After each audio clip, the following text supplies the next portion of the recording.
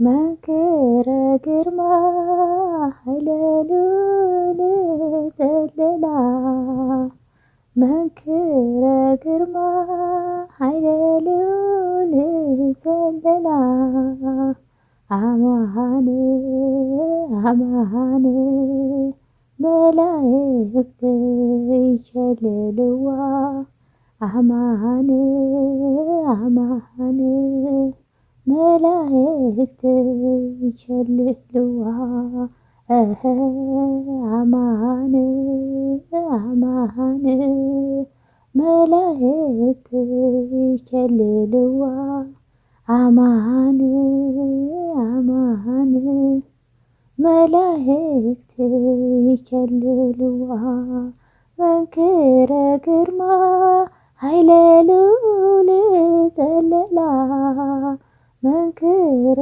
ግርማ ሃይለሉል ዘለላ አማን አማን መላእክት ይሸልልዋ አማን አማን መላእክት ይሸልልዋ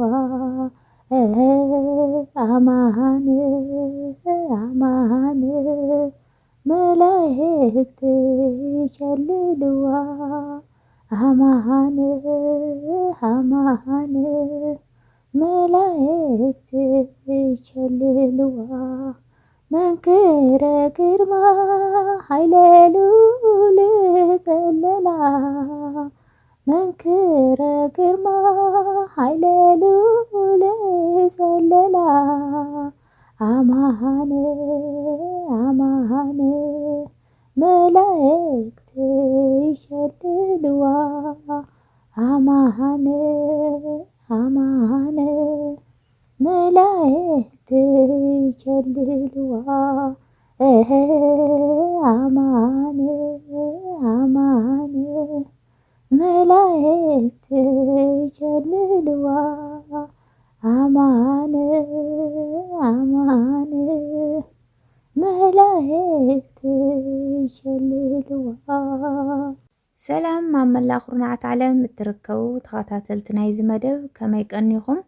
እንኳዕ ንዓመታዊ ክብረ በዓል ዕረፍታ ቅድስተ ቅዱሳን እመቤትና ድንግል ማርያም ብሰላም ኣብፅሐኩም። ኣብፅሕና በረከታን ረድኤታን ጸሎተን ማላድነታን ምስ ኩላትና ይኹን። እሽምባርከስ ክቡራት ቤተሰበይ ብዛዕባ ናይ ዝዓለት ትምልከት ሓፃር መንፈሳዊት ስነ ጽሑፍ ሒዘልኩም መፅእ ኣለኹም። ካብ መጀመርያ እስካብ መፈጸምታ ሓቢርኩም ንክትጸንሑ በዚ ኣጋጣሚ ብትሕትና ይላበወኩም። እሽምባርከስ ናፍታ ስነ ጽሑፍ ከብለኩም። እግዚአብሔር በቲ ዘይምርመር ጥበቡ ፍጹም ሰብ ኮይኑ ንሰብ ከድሕን ኣብ ዝመደበሉ እዋን ኣዴና ቅድስቲ ድንግል ማርያም ምኽንያት ናይዚ ግብሪ ምድሓን ኮነት። ከመይ ንሳ ወሊዳ ዘረኸበት ሓዚላ ዝተሰደት ምስኡ ከርተት ኢላ ክሳዕ እግሩ መስቀል ዝሰዓበት ኣዶ እያ። ግብረ ምድሓን እግዚአብሔር ኣብ እንሓስበሉ እዋን ንኣድዩ ቅድስቲ ድንግል ማርያም ክንገድፍ ኣይንኽእልን ኢና። እማ ኣምላኽ ወላዲተ ኣምላኽ እማ ብርሃን እናበልና ንጽዋዓን ንኣማላድነታ ንምሕፀንን። እመቤትና ቅድስቲ ድንግል ማርያም ኣብዚ ምድሪ 3 ዓመት ምስ ስድራ 12 ዓመት ኣብ ቤተ መቕደስ 9 ወርሕን 5 መዓልትን ንጎይታ ጸኒሳ 33 ዓመት 3 ወርሕን ምስ ጎይታ 15 ዓመት ኣብ ቤተ ወንጌላዊ ቅዱስ ዮሃንስ ድሕሪ መንባራ ኣብ 64 ዓመት ዕድሚኣ 21 ጥሪ 49 ዓመተ ምህረት ዓሪፋ። ቅድስቲ ድንግል ማርያም ምስ ዓረፈት ቅዱሳን ሃዋርያት ንኽቕብርዋ ናብ መካነ ዕረፍቲ ጌተ ሰማኔ ሂዘምዋ ክኸዱ ከለዉ ኣይሁድ ብኽፉእ መንፈስ ተላዒሎም ኣቐዲሞም ንወዳ ኣብ ሳልሳይ መዓልቲ ካብ ምውታን ተንሲኡ ኣብ መበል 40 መዓልቱ ናብ ሰማያት ዓረገ። ዳሕራይ እውን ተመሊሱ ነዚ ዓለም እዚ ንክሃልፍ ከምጽእ እዩ እናበሉ ብምምሃር ነቲ ህዝቢ ፍጹሞም ወሲዶምዎ እዮም። ሕዚ ኸኣ ስቕ ኢልና እንተገደፍናዮም ንኣኣ እውን ከም ወዳ ተንሲኣ ዓሪጋ እናበሉ ብምምሃር ክህውኹና እንዶ ኣይኮኑን ንዑ ተኣኪብና ብሓዊ ነቃጽላ ኢሎም ተማኺሮም መጹ። ካብ መንጎኦም ተዋፊንያ ዝተባህለ ኣይሁዳዊ ጎበዝ ተመሪጹ ኸይዱ ነቲ ናይ ኣዴና ኣስከሬን ዝተሰከመሉ ዓራት ንኸግልብጦ ምስ ሓዞ መልአከ እግዚአብሔር ብሰይፊ እሳት ንኽልተ ኣእዳዉ ቆሪጹዎን ኣብቲ ዓራት ጠልጠል ኢለን ተረፋ። ይኹን ዳእምበር ተዋፉንያ ብዝፈጸሞ ድፍረት ተጣዒሱ ናብኣ ስለ ዝተማሕፀነ ብተኣምር ኣእዳዉ ተፈዊሰን ከም ቀደመን ኮናሉ። ሽዑ መልአከ እግዚአብሔር ንስጋ ኣዴና ምስ ሓዋርያ ቅዱስ ዮሃንስ ወሲዱ ኣብ ገነት ኣብ ትሕቲ ዕፀ ሕይወት ኣቐመጦ። ድሕሪ ቁሩብ ግዜ ቅዱስ ዮሃንስ ናብ ቅዱሳን ሃዋርያት ተመሊሱ ስጋ ኣዴና ኣብ ገነት ምህላዉ ነገሮም። ቅዱሳን ሃዋርያት እውን ንስጋ ኣዴና ምቕባር ካብ ዝነበሮም ድልየትን ዝተለዓለ ባሕቲ ነሓሰ ሱባኤ ጀሚሮም ክጾሙን ክጽልዩን ድሕሪ ምቕናይ ኣብ መበል 14 መዓልቲ መወዳእታ ካልኣይ ሱባኤ ጎይታና ንስጋ ኣዴና ኣምጺኡ ስለ ዝሃቦም ወሲዶም ኣቐዲሙ ኣብ ዝተዳለወ መካነ ዕረፍቲ ኣብ ጌተ ሰማኔ ቀበርዋ። ኣብ ናይ እመቤትና ስርዓተ ቀብሪ ንኽርከብ ሓደ ካብቶም 12 ሃዋርያት ዝኾነ ቅዱስ ቶማስ ካብ ሃገረ ስብከቱ ብደመና ተጻዒኑ ናብ ኢየሩሳሌም ክመጽእ ከሎ ኣብ ሳልሳይ መዓልቲ ኣዴና ቅድስት ድንግል ማርያም ከም ትንሳኤ ወዳ ተንሲኣ ክትዓርግ ከላ ረኸባ። ኣብዚ ግዜ እዚ ንትንሳኤ ካልኦት ቅዱሳን ሃዋርያት ሪኦም ንሱ ጥራይ ዝተረፈ መሲልዎ ወፈቀደ ይደቂ እምደመናሁ ይብሎ ማለት ቅድም ናይ ወድኺ ትንሳኤ ሕዚ ኸኣ ናትኪ ትንሳኤ ከይረኣኹ ተሪፈ ኢሉ ካብቲ ተጻዒንዎ ዝነበረ ደመና ክወድቕ ደለየ። ኣዴና ግና ብዘይካኡ ካልኦት ሃዋርያት ንትንሳኤኣ ከምዘይረኣይዎ ነጊራ ኣጸናኒዓ ኪድ ንኣሃዊቱ ሃዋርያት ነቲ ኩሉ ዝኾነ ክነግሮም ኣዚዛ ንምልክት ምእንቲ ምስክር ክኾኖ መግነዛ ሂባቶ ፈጺማ ብዝማሬን ብበልቤን መላእክቲ ናብ ሰማይ ዓረገት። ቅዱስ ቶማስ እውን ሃዋርያት ናብ ዘለውዎ ኢየሩሳሌም ምስ በጽሐ ንኣዴና ቀቢርናያ ኢሎም ነገርዎ።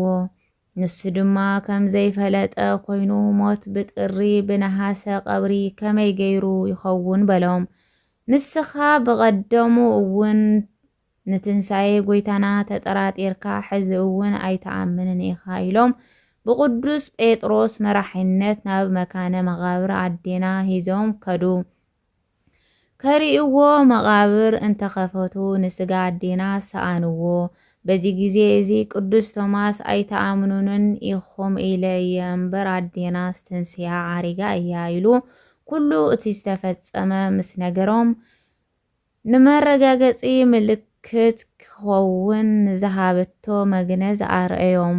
ንሳቶም ከዓ ነቲ መግነዛ ንበረከት ተማቒሎም ነናብ ኣህጉረ ስብከቶም ከዱ። ኣብ ዓመቱ ትንሳኤኺ ቅዱስ ቶማስ ርእዩ ንሕና ንምንታይ ከይረኣና ንተርፍ ኢሎም ባሕቲ ነሓሰ ሱባኤ ኣትዮም። ኣብቲ መወዳእታ ሱባኤ ዕለት 16 ነሓሰ ጎይታ ንዝለመንዎ ልመና ተቐቢሉ ንቅድስት ድንግል ማርያም መንበረ ቅዱሳን ጴጥሮስ ንፍቅ ካህን ንቅዱስ እስጢፋኖስ ገባሬ ሰናይ ዲያቆን ገይሩ ቀዲሱ ንኩሎም ድህረ ምቁራብ ንእርገት ኣዴና ቅድስቲ ድንግል ማርያም ንምርኣይ ኣብቅዖም። እምበይትና ቅድስቲ ድንግል ማርያም ዋላ እኳ መረገመ ስጋ መርገመ ነፍስ ዘይብላ ወላዲት ኣምላኽ ምትህተ ፈጣሪ መልዕልተ ፍጡራን እንተኾነት ስጋ ለበስ ኩሉ ሞት ስለ ዘይተርፈሉ ካብዚ ዓለም ብሞት ተፈልያ። ብዛዕባ ሞት ኣዴና ቅድስቲ ድንግል ማርያም ክገልጹ ኩሉ ማህሌታይ ያሬድ ኣብ ድርሰቱ እያድልወ ክርስቶስ ለስጋ ኣበሉ ሞትሰ ለመዋቲ ይደሉ ሞታ ለማርያም ይኣጽብ ለኩሉ ክርስቶስ ነቲ ስጋ ኣበሉ ወይ ከዓ ወገኑ እውን እንተኾነ ኣብ ሞት ኣየዳልውን ንመወቲ ሰብ ክመውት ዝግብኦ እዩ። ንሞት ቅድስቲ ድንግል ማርያም ግና ንኩሉ ዘደንቕ እዩ በለ። እቲ ንኩሉ ዘደንቐሉ ምኽንያት ድማ በቲ ዝለበሶ ስጋ ስለ ድህነት ዓለም ዝሞተ ጎይታና ኢየሱስ ክርስቶስ ድንግል ማርያም ካብ ስጋኣ ስጋ እንድያ ወሲዳ ኣደይ ስለ ዝኾነት ሞት ክትጠምዕም የብላን ከይበለ ዝተወሰነላ ዕድመ ምስ ኣብቅዐ ብሞት ኣቢሉ ናብ ህይወት ክትሰጋገር ፍቓዱ ብምዃኑ እምብዛ ዘደንቕ እዩ። ከምኡ ድማ እቲ ሞት ቅድስቲ ድንግል ማርያም እጽው ድንቅ ዘብል ኩሉ ስጋ ዝለበሰ ኣብ ቅድሚ እግዚኣብሔር ብሚዛን ሞት ማዕረ እዩ። ስጋ ለበስ ሞት ይግብኦ ብምዃኑ ኣድልዎ ሞት እግዝእትና ማርያም ከም ካሊእ ስጋ ለበስ ብሕማም ብስቃይን ጻዕርን ዘይኮነስ ከም ጥዑም ድቃስ እዩ። በዚ ከዓ ዓመት ውፃእ ቅድስት ኦርቶዶክስ ተዋህዶ ቤተ ክርስቲያን ኣዴና ቅድስቲ ድንግል ማርያም ዝዓረፈትሉ ዕለት 21 ጥሪ ምኽንያት ብምግባር ኣስተርእዮ ማርያም እናበለት ተብዕሎ። በዓል ኣዴና ቅድስቲ ድንግል ማርያም ኣስተርእዮ ምባሉ ድማ ኣብ ጊዜያት እዋን ኣካላዊ ቃል ጎይታና መድሓኒና ኢየሱስ ክርስቶስ ብስጋ ዝተገለጸሉ ዝተጠመቐሉን ስለ ዝኽበር እዩ።